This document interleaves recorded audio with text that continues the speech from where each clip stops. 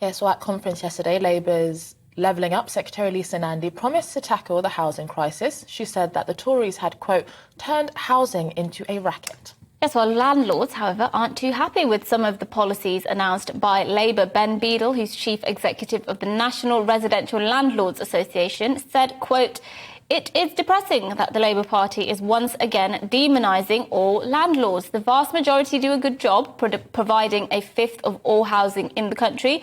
That is why private tenants are more likely to be satisfied with their accommodation than those in social rented sector."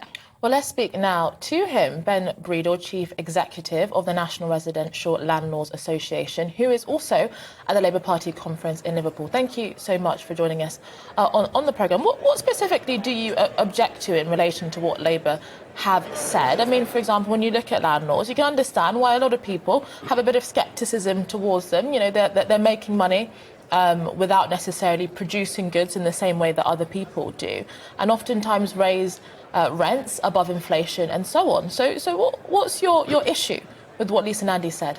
Well, thank you very much for the invitation. I think the issue is that government have subbed out their provision of homes in this country, and landlords are doing a better job than in the social sector. That's borne out by the English Housing Survey, that time and time again says that more renters are satisfied with their accommodation than in the social sector. And I would just sort of take issue with that point, increasing rents above inflation. In the year to August, rents in the private rented sector increased by 3.4%. That includes in-tenancy increases and rent rises that as properties come to the market.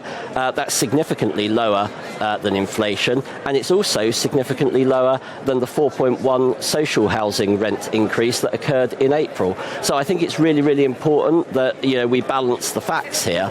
It may be an inconvenient truth that things are better in the private rented sector, and I think what we're looking for is for Lisa Nandy to acknowledge that the private rented sector does have a part to play in the provision of safe, secure homes for renters.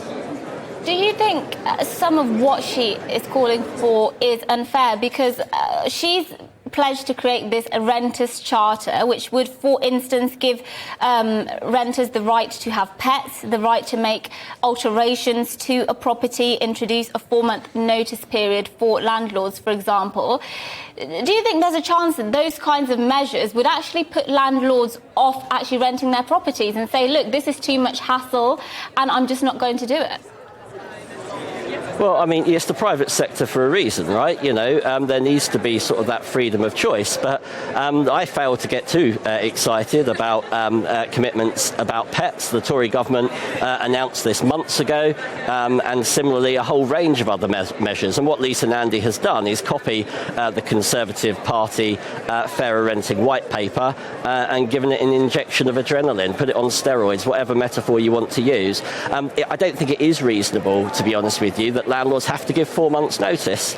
If you are experiencing antisocial behaviour, that's going to be causing misery, maybe not for the landlord even, but for neighbours. Do you really want to wait 4 months' notice before you can apply to the court to get a troublesome tenant out?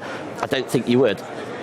Just as I mean, it's a minority, just as you're saying that it's a minority of landlords that may be rogue and so on. The overwhelming majority of tenants actually live and care for the properties that they are living in. So what is wrong with, for example, more rights being given to tenants when they're actually living there, they're building a life and a family oftentimes there, and therefore want that greater protection? I think it's just getting the balance right, to be honest with you. So, as I say, I don't think it's reasonable that we have extensive notice periods to deal with some of the most egregious problems.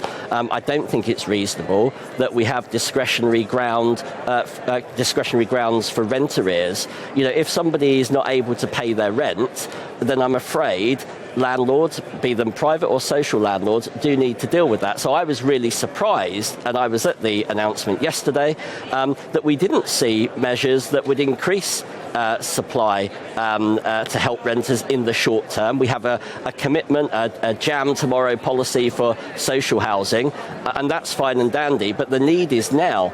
And we didn't see any commitments about helping people who are the most vulnerable by unfreezing local housing allowance. So, you're absolutely right.